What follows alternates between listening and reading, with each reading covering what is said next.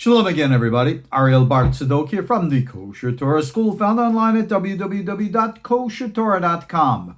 Bringing to you today's daily lesson in the Sefer Yetzirah. Today is lesson number 75. And of course, we dedicate all these classes to the safety, health, well-being, prosperity, and now, hopefully, good focused common sense for everybody around the world facing the trials and tribulations that we are today. May we use the techniques that we learn in this text to make a difference in our personal lives and, who knows, maybe in the world around us. Now, with that being said, we are in the 4th chapter, and yesterday I introduced to you an overall understanding of the 7 Mishnayot from 8, 9, 10, 11, 12, 13, 14. Today, I want to take you through an actual prophetic meditation. I read this to you from the worksheet from yesterday, and today I've outlined a specific one for this lesson, obviously lesson 75. Look down the notes, you'll be able to, get the PDF version of this. Now, we're going to focus on the actual application. What exactly am I supposed to do with this? And here's the most important thing. Once I do the right procedure, what do I expect to happen? This is where most people make terrible mistakes. They look at the procedures and they are awed by the wonder of them. They think that they're magic. So they're going to look and focus in a halachic mentality, like, Jewish ritual law mentality, how to do the absolute precise ritual procedure. And they're going to argue and fight with this one and that one to say, this is the right procedure, this is what I got to do, and this is how I got to do it. And they're going to, blow all the bells and whistles, as they say, and they're going to do all the hoopla of the right procedure, and then what? What's supposed to happen? Obviously, right? A big 50-foot angel is supposed to come down from heaven, tearing the roof off of my house, landing down like a flying saucer, and reveal to me the secrets of heaven. You're either on drugs or need of drugs, or you're drunk, or some other kind of a misguidance is leading you to those types of conclusions. That's not what happens. Remember what we're dealing with here, please. We're dealing with an authentic and a real energetic system. And as I say, experience is power. You need to learn to experience the right things, and then you will understand what comes forth from it, not because I say so, but because you will see. And if you do claim that you have that 50-foot angel coming down, tearing the roof off, do me a favor, take the pictures of your roof being torn off by the angel, put them on social media so we can all look at your 50-foot angel, okay? No, this doesn't happen. We're dealing with the psychological phenomena. And the word psychological is psychic. Psychic is spiritual. We're dealing with the authentic, energetic powers of the Balima Sefirot, which tap into the powers of the mind, which tap into the powers of space and time. So we are performing a psychic exercise. And the results that you are going to experience will be psychic. Now, in today's example, rather than just have something like wisdom, I chose day 2. Today, actually, when I'm recording this, is a Monday. So I chose today's lesson. This is Sephira. Today, Monday, is the letter Gimel, and it corresponds to the planet Mars, to the body, the right ear, and the attribute of wealth, and the path of Bina and Gevurah. So, for the example, again, I'm reading from the sheet here. One who wishes to acquire wealth and to experience the difference between wealth and poverty has to contemplate the concept using the letter Gimel. Gimel is combined with the other letters, specifically the letters of Yud, K, Vav, K, and permutated with the 5 vowels, the Pituhai Hotam. we're creating a golem. You're going to use 6, but we're not creating a golem just yet. So here, that is the permutation of Gimel with Yod. Now, how do you pronounce a Gimel? Well, just like all the other 7. You have a double pronunciation. You have a G sound and a J sound. Now, many people will just want to read this, okay? You have the 5 base vowels. In my version, I just do it the American style, A, E, I, O, U. And there are numerous other orders of the vowels. I don't think it matters from my experience. And if there is a difference, then you can experience it for yourself and find an order of vowels which works best for you. I am an American. My mind, since I was a little boy, was trained to think A-E-I-O-U, and that's the way my mind thinks, so that's the way the vowels reverberate within me. You may be different, so don't go looking for the absolute correct order. There is no such thing. Find that order which works for you. A, I, O, U. So, we begin with the letter Gimel. Ga. All across, it's Ga. Or Ja, if you wish. And then we permutate the second letter. In this case, the Yud, here, Gimel with Yud, Yud with Gimel, because that's Yud, K, Vav, K. I show here with Yud, I don't have room on the paper to put for Hey, Vav, Hey. You can figure it out and write it out yourself. But this is the procedure. This is the order of how this is done. So, how do I pronounce it? What am I doing? Well, you can pronounce each letter as long or as short as you so choose. The important thing is this is what we call a hitbonenut exercise, a mental construct, a mental contemplation. Like I write here, that the focus here, remember we said, is the right ear. Ear is hearing. Remember the previous lesson we did on Tashama and Tahazeh. Tashama means intellect. When you want to make money, when you want to have physical wealth, that is a congealing of form and force in this world. And if you congeal the force into the correct form, you have wealth. If you cannot congeal the force, or you can congeal it into the wrong form, then you have poverty. Goes either way. These are things you need to concentrate on, contemplate. As you're thinking about the path from Bina, which is intellect, to Gevura, which is the form of strength, rigid form. You want to make money. This is how you make money. You don't make money by being nebulous and thinking in grandiose ideas. You make money by being focused and disciplined and have a plan, and you stick with it. Now, this is a very important point here that I'm just going to digress for 2 seconds to discuss. For those of you who are of the Christian persuasion, you are of course familiar with your religious teaching of Yeshu, which states, turn the other cheek. And you take this attitude of forgiveness and compassion to an extreme to your own harm. This is not the Torah way. The historical Yeshu himself never did that. Whether he ever said turn the other cheek, I'm not so sure either. But that's beside the point. In the Torah, it states an eye for an eye and a tooth for a tooth. No, we're not vengeful. We are not vicious. But at the same time, we demand justice. We demand balance. We demand order, not chaos. And therefore, when it comes to the focus of making money, you have to have a plan. You have to be very strict and tough about it. Not so laissez-faire, turning the other cheek. No, discipline. Eye for an eye, tooth for a tooth mentality. This comes from Bina, the mind, and focuses and oscillates along this path, which is represented by the letter Gimel. Ja or Ga.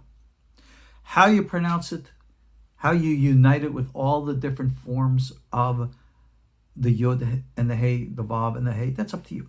You can read it, you can recite it, you can chant it. Here, as I was doing it, I was putting this together. All right, I'm not gonna really do anything here. I can go ga ya, ga ye, ga ye, ga yo, ga you. All right, or how about like this, ja? Let's do the J sound. Jaya, jaya, jaye, jayo, jayu. Let's go back and do the other side. All right, you'll find some interesting sounds here. Ya, ge, ya, ge.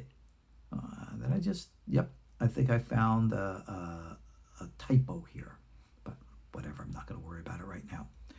Ya ga, ya ge, ya ge, ya yo ge, yo gu. Wait a second. I think I found another typo here. Did I? Yeah, I found a couple. I'll fix it up before I get it up online. Don't worry about it. My point, again, what I'm trying to say to you is that this is a mental construct. All right? When I look at these, I see the different letters here. I have the yo. Ya, all right? I have ya go, ye go, go, yo go. All right? I can have yo, and then I can have ga. All right? Yoga. Oh, yoga. I've heard that before. Where do I hear that word? Yoga. Okay? There's yoga right there. You'll see it when you look for it. But anyway, my point is, when you look at all these different sounds, whether you're reading them, chanting them, singing them, the point is not so much the sound. That's not the focus. The sounds are supposed to make you think about different ideas and thoughts, which are focused on business relations. So as these sounds reverberate within you, thoughts are going to pop up. And as these thoughts pop up, you go, that's an interesting thought. Why did I think that? So you can be in the middle of the procedure and you got this really cool thought. Stop the procedure. Follow the thought. Gee, here I am trying to focus on making money. Or, you know what? Yeah, I could see how that could cost money. Yeah, just by saying whatever sound, get, yeah, go, yeah, all right? What does that mean? Go, yeah, go, whatever. Go, get out, all right? However, your mind is going to, if you will, make associations. That is this technique. As your mind is making associations. Now, don't think this is just out of figments of your imagination, because as you will see, this corresponds to what we call the right ear. The ear, again, is the rational intellect. It represents the conception, the thinking process. On the right side, that's symbolic of receiving. You're here looking to receive information. The left side symbolically is giving that information out. And right here at the bottom here, he says, if you want to use the path of a Magid, I put a little picture there. That's from the movie Knowing, starring Nicolas Cage, the entities at the end who expose themselves to be what the movie's version of an angel. And it's a nice, interesting picture of a being of light. I like the picture, so that's why I put it there. And for this example, the image or the patriarch or the Magid is, of course, Yitzhak Avinu. Yitzhak, and everything that we know about him from the Bible. He is the famous Akedah, the one who surrendered to Hashem. He is supposedly correlating to the attribute of Gevorah and strength. And look in the Torah. He was an incredibly wealthy man. So, these are the way we correlate and correspond all of these different things so as to bring out to us that which we perceive or what we're looking for. Now remember, this procedure is specifically the connection of the attributes and the paths. This is not the procedure used that we would use then to form a tulpa, which would lead to the creation of a golem. That's something else. Right now, that's like I said, remember we said we had the right side which brings down, the left side that goes out. If and when you ever have to create golems, that's a different form. Then we do different things. And that is only in the time, as we would say, et milhama, the time of war. If you remember the famous stories of Rabbi Yehuda Loew of Prague, created the golem to protect the embattled Jewish community in ancient days, whether that's a historical story or just legend, it doesn't matter.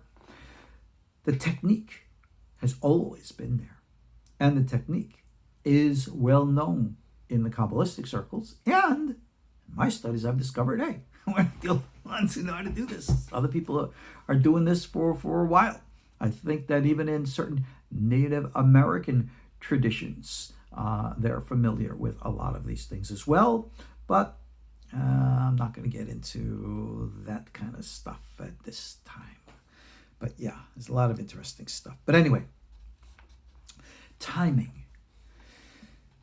The concepts that we're seeking to address within ourselves. Sometimes it's easier to grasp, and sometimes it's harder to grasp. It's kind of like trying to tune in on the radio to the proper frequency. As you know, if you're trying to tune in specifically to a specific radio station, 95.5, 91.7, whatever, all right, you have to be very precise. Otherwise, you will receive static. Well, when we're trying to get into this type of a mindset, we also want to calibrate timing, because timing is everything. So, as we see, the power here that we're trying to embrace, the Gimel, corresponds to the planet Mars. And Mars's appropriate sefirotic origin day is Monday. So according to the sefirotic model, I would try to perform this contemplation at the hour of the ascendant of Mars on a Monday. But remember, like we discussed in our previous class, because we are so distantly removed from the sefirotic energy source as we are today, and the order of the astrological influences are different, which is a more appropriate expression of our present focus of consciousness.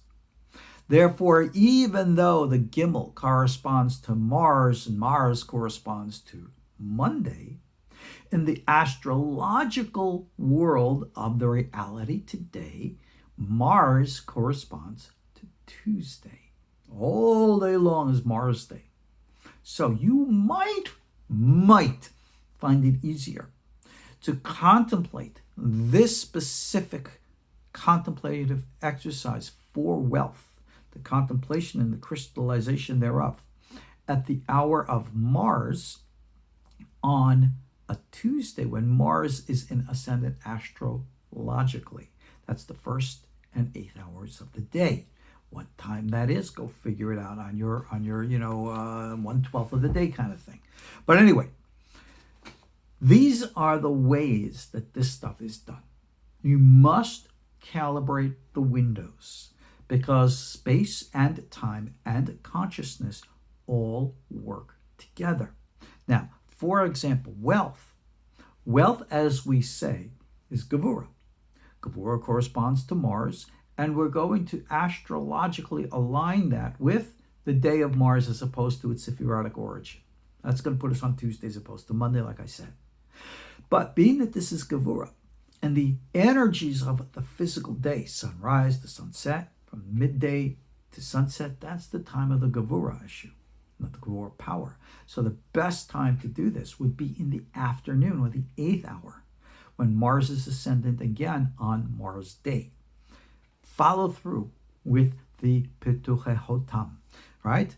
Ga, ya, ga, ye, ga, yo, ga, yu. What does all that mean?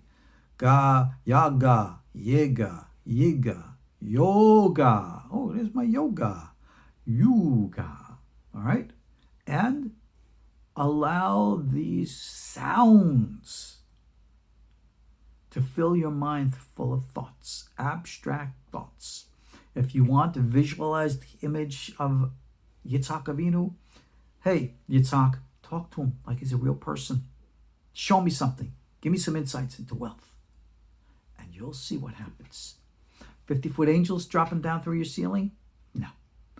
Insights and revelations within your mind? Yes. Check them out. See for yourself the other courses that I have on KosherTorah.com to help you with these things. And I'll see you in our next class. Shalom.